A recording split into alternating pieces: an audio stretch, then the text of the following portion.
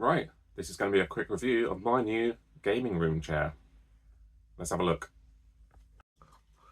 Good morning, afternoon, evening, everybody. This is just going to be a quick review, just a little 5-minute review of the new chair that I bought for my games room. A very budget option, so it might be of interest to anyone that's looking into this kind of thing. I probably took about half a day of just scanning through products after products after products, and the amount of them that are they're all just on the same theme. They're all just much of a muchness, but they could range from anywhere from like £100 to £300, and they're all the same companies, or possibly not even the same companies. They're all probably coming from a single or 2 or 3 suppliers and then just being sold on.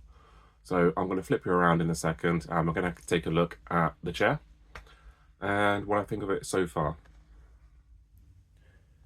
And here it is. This is a HOMCOM. Yeah, it's one of those random brands that you can't really say that well. HOMCOM recliner chair. Not leather, actually some sort of, probably a faux suede fabric material. I did think it was leather, but that was only because I was looking at so many. But by the time I ordered this, I just assumed it was just going to be leather by the picture at least. If brighten that image up a little bit, and you probably assume it could be leather. So yes, I took hours deliberating on this kind of thing, and my price range was at first just to see what was out there. I was searching for cinema chairs, recliner chairs, gaming chairs. Now I very quickly took out gaming chair, because you typically just then get like a desk chair, on wheels, but it's got like the racer back, and it reclines, and honestly they don't look that comfortable, that ergonomic. It's just, it looks gamery. That doesn't mean it's good. Now they start pretty cheap, you can probably get one for 60-80 quid, and then they just continue going up. So I quickly took that out of the search, and I went back to cinema seat or chair or recliner chair. The cinema ones, again, they start at like 120, and they look super basic and small. Now the thing that I was running into, because this is budget and more than likely Chinese built and then just moved on by random companies that you've possibly never heard of, but they have a wide range of chairs and things, is that typically in the images, it didn't even look like a real image. It could just be the chair with a Photoshop background, or it could look like you have a Photoshop person sat in a chair in a Photoshop background. It's really difficult to tell, what kind of size these things are. Because if I actually looked at the descriptions and compared it to the previous chair that was in here, which was quite large, and that's why I wanted to change it. It was big enough. It's just an armchair, but it was big enough that I couldn't actually get to my shelves down there, or really down to there either. So I'd taken on measurements, and I was putting these in, and they're really small. Some of them are really small.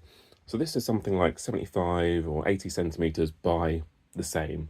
It's roughly square, and obviously it does recline. Now, compared to the measurements that I took for my chair, which was much more, I think it was 115 centimeters wide, and it was 1 meter deep. So a huge amount off of that. So I was looking at the measurements, trying to get a gauge. How big are these things? Because you have to take into consideration, I'm not tall, but I'm somewhat tall. I'm around 6'1", 6'2". And some of them, when you could actually look at the picture with possibly a real person, they were typically petite people that look like they fit in the chair comfortably. So for this, I sit in this and my head is pretty much right at the top here. So I would caution anyone that is taller than me, probably 6'3", 6'4", beyond, that it might not be comfortable for you. But ultimately you might have to just see. So back to the budget, I was looking at anything from 100 to 200 initially. I started then pushing to see what 300 or 350 got you. And from what I can tell, you're still looking at the same sort of suppliers and the manufacturers. You're really not into anything that is certainly not premium, but more something that isn't budget, basically. I think I could quite easily call anything from 1 to 300 budget. And up in that 300, you were looking at much more padded sofa-like things. Yes, you could get something like that looks like a cinema seat with plush-looking pleather cup holders inbuilt, that kind of thing. But then on any particular product that you looked at, there was always going to be some sort of review that's just said it's not built to last, it's not built well, it's just not quite fit for, not purpose, obviously it is fit for purpose to a point, but just not that good. So I didn't want to go, right, I'm going to spend 300 quid and get something that I might not be happy with, where if I knew if I spent less,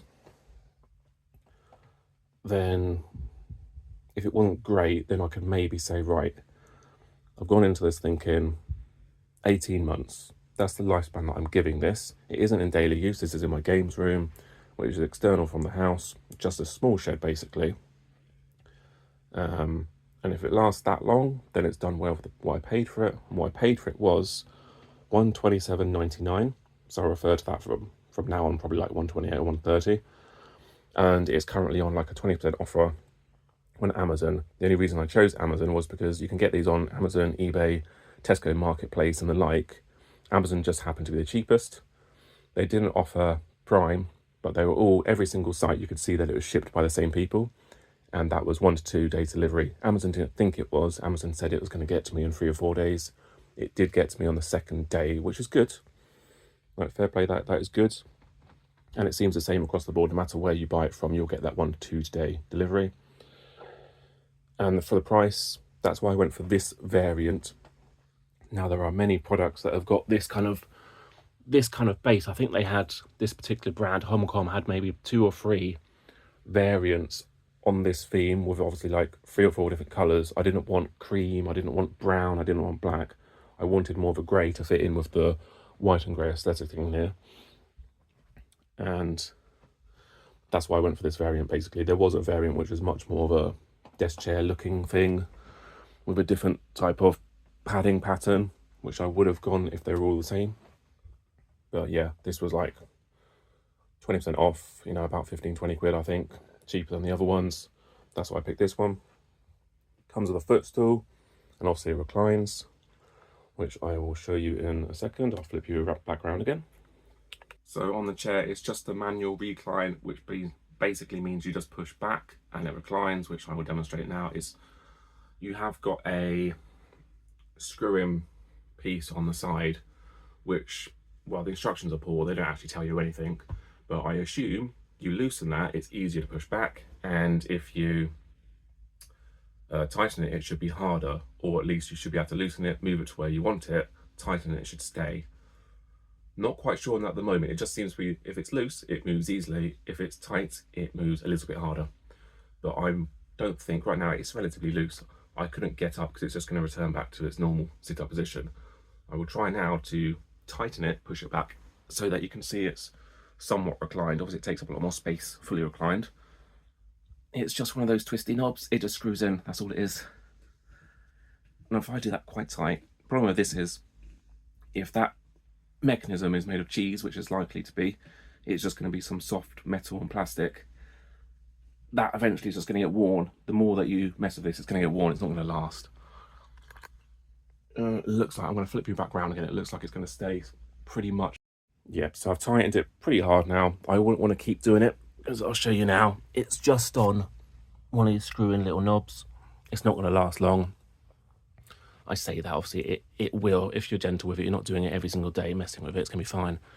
But that is, I believe, mostly reclined. Now that I've moved it, I'm going to push it and just see if I can get it any more reclined.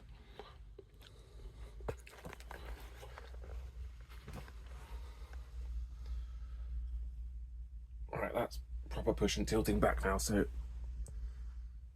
I might not quite be able to showcase it. Fully reclined it, moved a couple of inches. Right, turning back around again. So that's fully reclined, and obviously you've got a footstool. So comfort-wise, I'm perfectly happy with it. Considering the budget, £130 at the price point, you're not going to get much cheaper than this, and I'd say it's perfectly comfortable. It's not going to be a daily use. It's going to be a few hours at a maximum. I see no issues with that. It's not particularly narrow.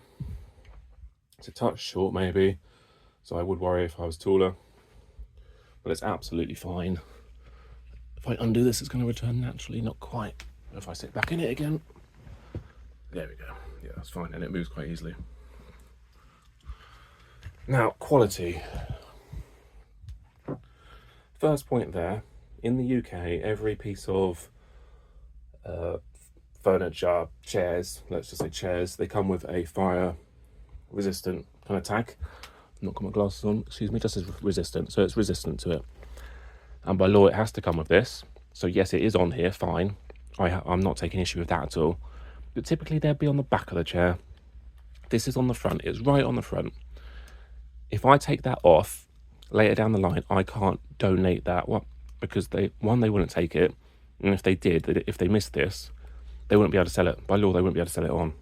So that is annoying because that really should be on the back. I don't want to take it off because you're not supposed to. The other point, which, let's spin this around and look at the other point when it comes to quality that I'm not happy with, but you have to expect it at the price point, unfortunately. The instructions were rubbish. They were just some pictures, but it did come with instructions. Might not be able to see this clearly, but the back and the base were separate. Now, obviously, you need to pin these together to be able to do the recline feature, because that's what happens. It just slides on, slides out, whatever. So these weren't together. The instructions for it was a very vague picture pointing somewhat in towards this area. This piece, I've had to bend out the way because there was no way in hell, it was like a good 5mm longer, no way in hell that bolt was going to slide through both. So I slid it through the actual upright itself and then put the little slidey pin on it to secure it as best as it can be. This one was okay, but something that should have taken less than an hour to put together took me about an hour and a half because I was sat there faffing before I went and saw this and saw there was nowhere near. I've not bothered contacting them because obviously that's not like a missing piece or anything. That would be a take it back and get another one. And I needed to put this together this weekend whilst I've not got the kids. So I'm not bothered. I've bodged it for now. I've got no worries about it falling apart. It's just annoying. Because you see various reviews of any of the products I was looking at, basically, where there might be a review saying, oh, the customer service was brilliant because it actually came missing parts or whatever. They had to return it and get a replacement. It would be nice if it was right in the first place. Also, the quality control on this is not great, and you take your chances. And it is what it is. So yeah, cheap price point. But I did think it was leather, but it's obviously not. It's a fabric material. So I'm worried about it getting stained, but ultimately I won't eat too much in here. It's nice that it comes with a footstool. I was going to go for what I assume would be the higher model. There was one at £220, so £90 more, and it had a circular base, and it was by far and large way more padded. It was a faux leather, and it was really padded. Even the footstool was extra padded, and it looked like it'd be comfortable. But it's the same company, so you take your chances again. It could just be the same issue. It could just be quality control. They put a bit more padding on the same kind of building materials, and you're paying £90 more for that. So I didn't think it was worth it ultimately. So in summary, I'm happy with the chair right now. I'll put in a small picture of the exact model of what it actually is. I think it's just a HOMCOM recliner chair or something like that. Currently about $130-ish on Amazon. If you're looking for something, I'm not sure I'd be happy with this on in a lounge where you're using it every single day. But for me in a games room, which I'm going to be using a few times a week for maybe an hour or two at a time, I'm pretty happy with this. It could be pretty comfy. I'm happy with the price point. You get what you pay for. Sometimes you buy cheap and you pay multiple times. If you can't afford, some of these things will easily skyrocket into the 500, 1,000, 1,500 for cinema style seats. That would have been nice. But I'm in a very small budget shed, budget games room. So yeah, I'm pretty happy. So there's my quick review. I hope that helps some people in the future. And thanks for watching. Like and subscribe. See you in the next one.